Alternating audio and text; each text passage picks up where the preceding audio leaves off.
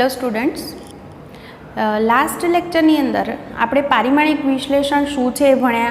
એના આપણે અત્યાર સુધી બે ઉપયોગ પણ ભણી ગયા.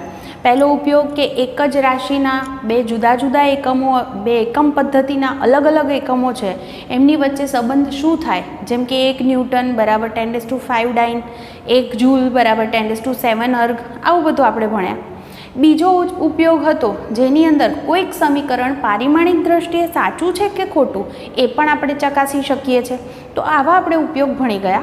હવે આજે પારિમાણિક વિશ્લેષણનો ત્રીજો ઉપયોગ ભણવો છે, અને એ ઉપયોગ આવી રીતે છે કે આપણી પાસે કોઈ ભૌતિક રાશિ છે તો એની બીજી રાશિ સાથે સંબંધ મેળવવો છે.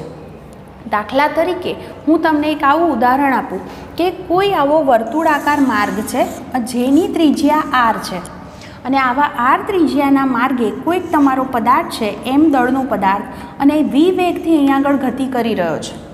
તો તમે આવું ભણશો કે આવો જે પદાર્થ હોય એના પર કેન્દ્ર તરફ બળ લાગે, જેને કેન્દ્રગામી બળ કહેવાય, અને એ કેન્દ્રગામી બળનું તમારે અહીંયા આગળ સૂત્ર સાબિત કરવું છે.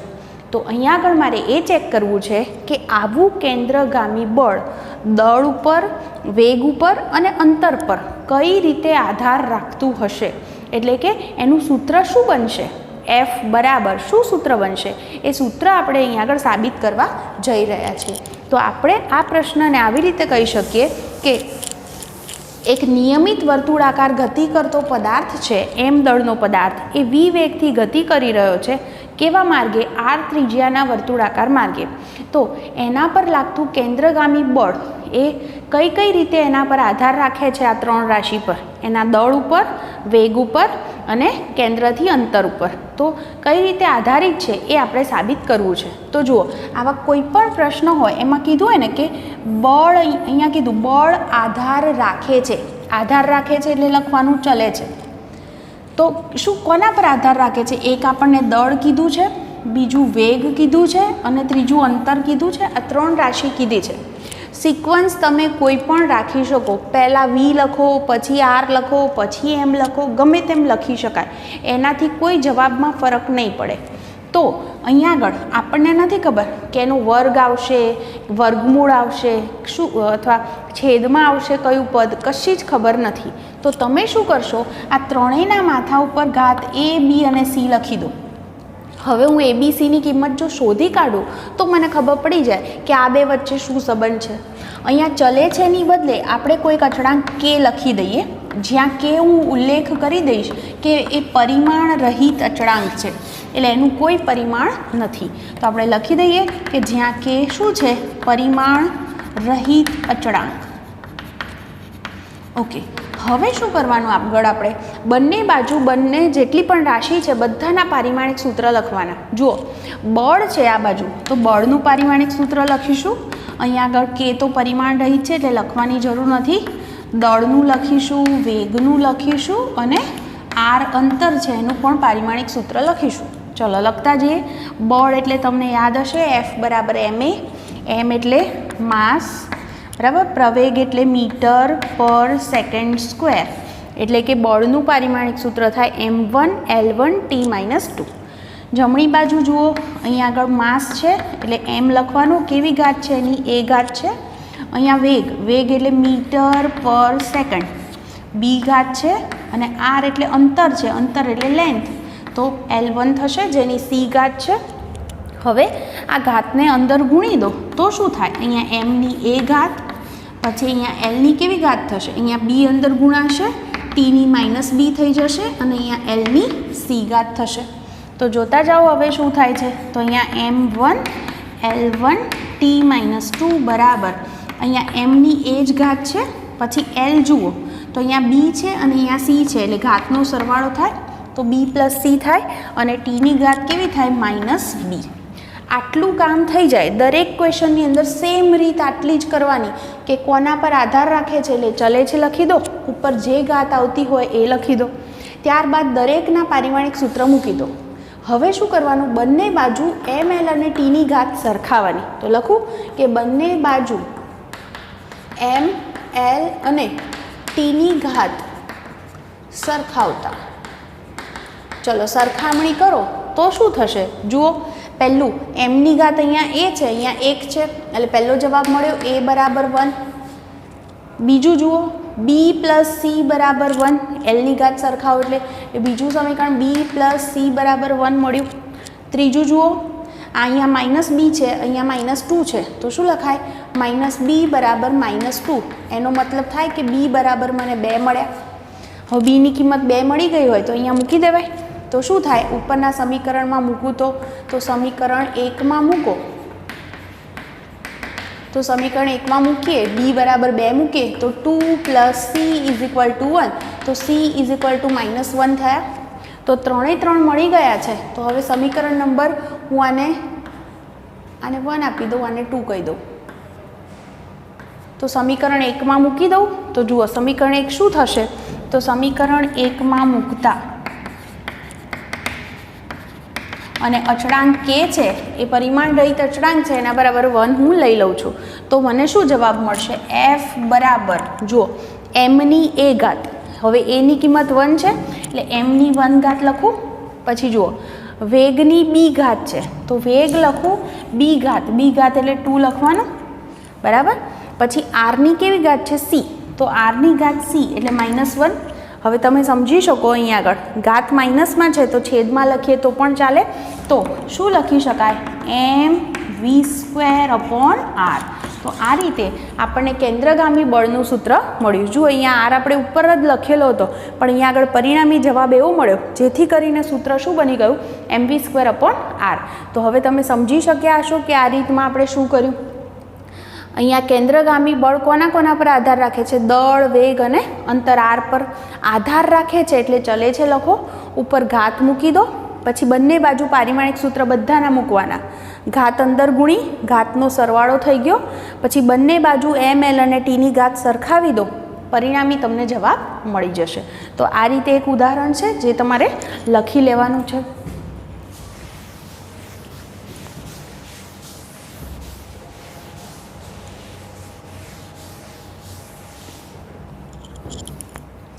ઓકે, હવે મારે એવું કહેવું છે કે કોઈક પદાર્થ છે એ ગુરુત્વ પ્રવેગની અસર હેઠળ મુક્ત પતન કરે છે, એટલે તમે પકડી રાખ્યો છે અને પછી આમ છોડી દો છો.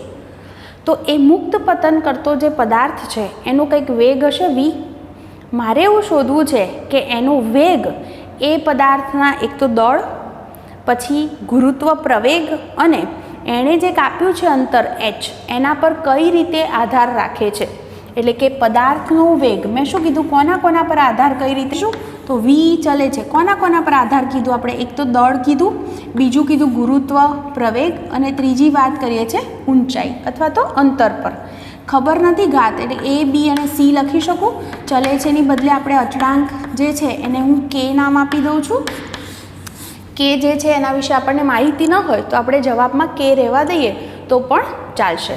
તો અહીંયા આગળ બંને બાજુ હવે પારિમાણિક સૂત્ર મૂકીએ. અહીંયા વેગ આવશે કે અચળાંક છે એટલે એનું પારિમાણિક સૂત્ર મૂકવાની જરૂર નથી.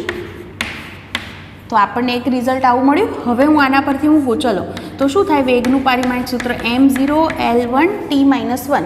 કોઈકને વિચાર આવે કે કેમ તમે અહીંયા m0 લખ્યા? કોઈક વાર લખો છો, કોઈક વાર નથી લખતા. લખીએ તો પણ ચાલે, ન લખીએ તો પણ ચાલે.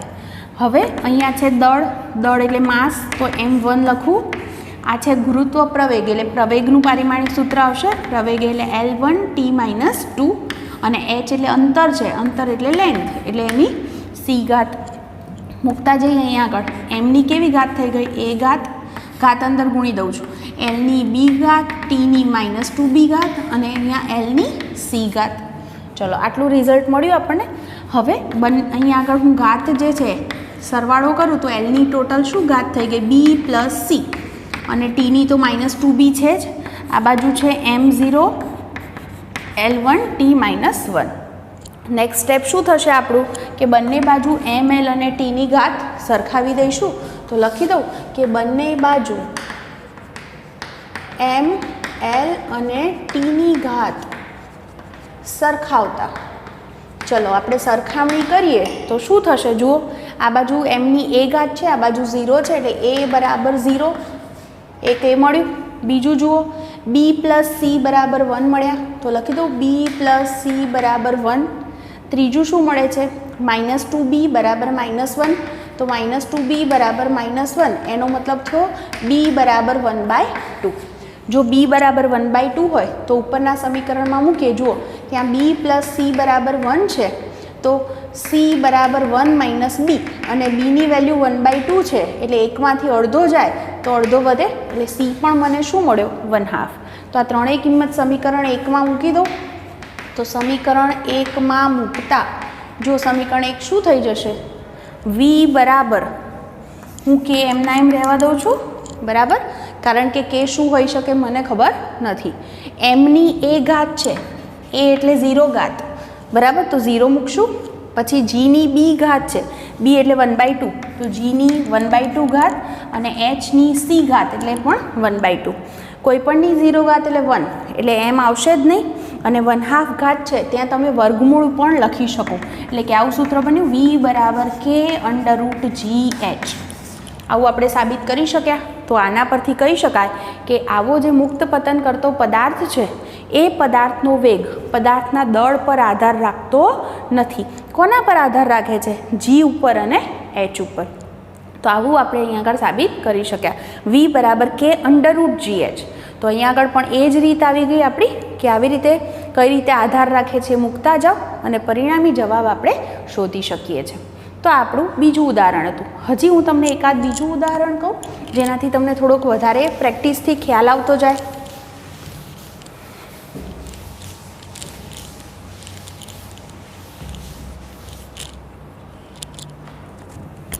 ઓકે, ધારો કે હું એમ કહું કે પાણી છે એ પાણીની અંદર વિસ્ફોટ થવાથી પરપોટો ઉત્પન્ન થાય છે.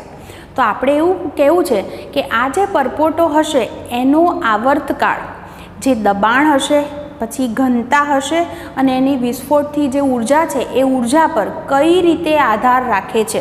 એટલે કે આવર્તકાળ એટલે કેપિટલ T, કોના સાથે આધાર? એક દબાણ કીધું, બરાબર, બીજું કહું છું ઘનતા અને ત્રીજું કહું છું ઉર્જા એટલે એનર્જી.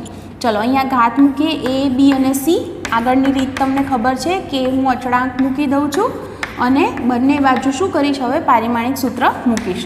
તો અહીંયા ટીનું પારિમાણિક સૂત્ર, પીની a ઘાત, રોની b ઘાત અને ઉર્જા છે એની c ઘાત લખીશું. ચલો બે બાજુ પારિમાણિક સૂત્ર મૂકતા જઈએ. અહીંયા આવર્તકાળ છે એટલે T1 થાય, m0 L0 T1.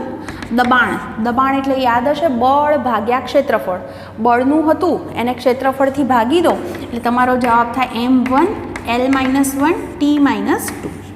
આ છે ઘનતા એટલે દળ ભાગ્યા કદ. દળ એટલે m1 અને કદ એટલે અપોન L3 હોય, L3 ઉપર જાય એટલે -3, જેની b ઘાત છે. આ છે ઉર્જા. કાર્ય અને ઉર્જા બંનેનું સરખું જ સમીકરણ મળે. કાર્ય એટલે બળ ગુણ્યા સ્થાનાંતર. તો બળનું આપણે જાણતા હોઈએ, બળનું તમને ખબર છે m1 L1 T-2 અને એને સ્થાનાંતર એટલે L1 થી ગુણી દો તો ફાઇનલી શું થઈ જાય? m1 L2 T-2. હવે abc ઘાત અંદર ગુણી દઈએ તો જુઓ શું થાય છે. અહીંયા mની a ઘાત, lની -a, tની -2a, અહીંયા mની b ઘાત, lની -3b ઘાત, અહીંયા જુઓ mની c ઘાત, lની 2c અને tની -2c. ખાલી મેં ઘાત અંદર ગુણી છે. હવે એક કામ કરીએ, બંને બાજુ જે છે પહેલાં તો ઘાત સરખાવવા માટે બધી હું ઘાતનો સરવાળો કરું તો mની ટોટલ શું ઘાત થાય? a + b + c. lની ઘાત જુઓ -a -3b અને 2c, તો લખું -a -3b અને +2c. tની ઘાત જુઓ -2a અહીંયા આગળ છે જ નહીં, જુઓ ટી આમાં છે જ નહીં એટલે લેવાની જરૂર નથી, અને -2c. તો આવી રીતે આપણને ml અને tની ઘાત મળી ગઈ. હવે બંને બાજુ શું કરશું? ml tની ઘાત સરખાવતા. તો ml અને tની ઘાત સરખાવતા જુઓ પહેલું શું થશે? a + b + c = 0. તો અહીંયા આગળ લખી દઉં. પહેલું મને મળ્યું a + b + c = 0. એક સમીકરણ આવું મળે છે. બીજું -a -3b + 2c = 0. તો લખું -a પછી -3b + 2c = 0. ત્રીજું સમીકરણ શું મળે છે? -2a - 2c = 1. તો લખું -2a - 2c = 1.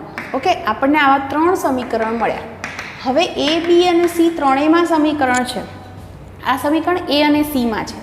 તો આપણે જો કોઈક રીતે એવું કરીએ કે અહીંયા આગળથી જો હું a અને c માં જે સમીકરણ છે તો એવી જ રીતે બીજું પણ કોઈક સમીકરણ હું a અને c માં બનાવી શકું તો મને ઇઝીલી જવાબ મળી શકે. તો આપણે અહીંયા આગળથી એક કામ કરીએ. જુઓ તો અહીંયા આગળ સમીકરણ છે, આ બંનેનું આપણે સાદુરૂપ જો આપવું હોય તો હું સમીકરણ 1ને 3 વડે ગુણી દઉં તો શું થાય?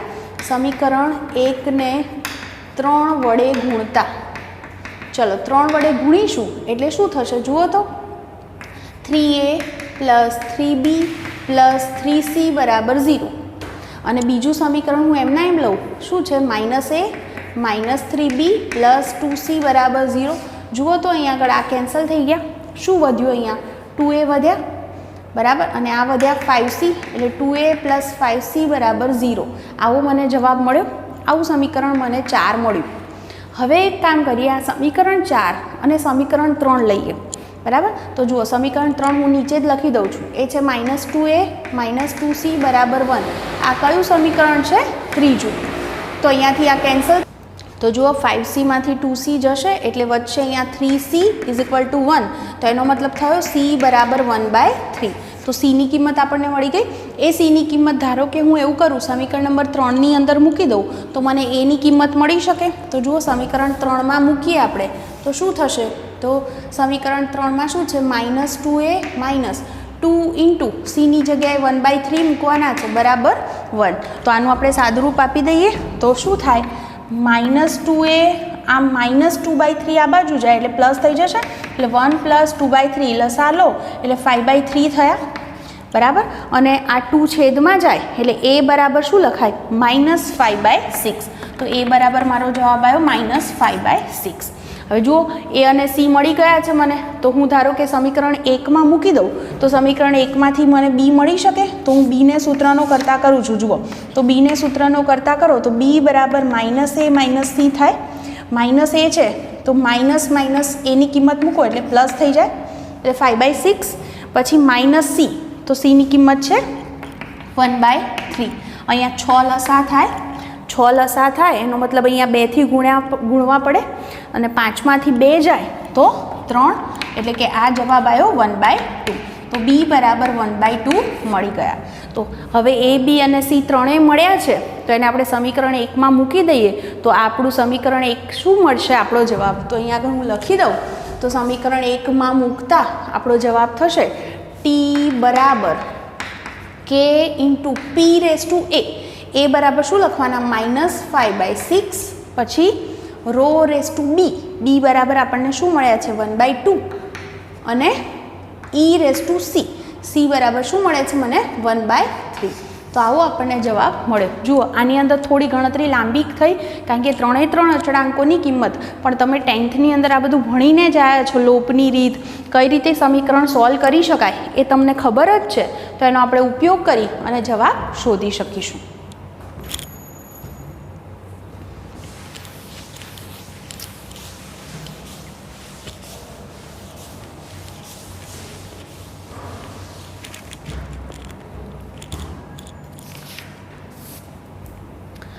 હવે ધારો કે તમને MCQની અંદર કંઈક આવો ક્વેશ્ચન આપ્યો હોય કે કોઈક પદાર્થ છે, એ પદાર્થનું સ્થાન x છે, એના માટે આવું કંઈક સમીકરણ આપ્યું k × a⁻m × t⁻n અને તમને પૂછ્યું છે કે આમાં m અને n અચળાંક શું હશે.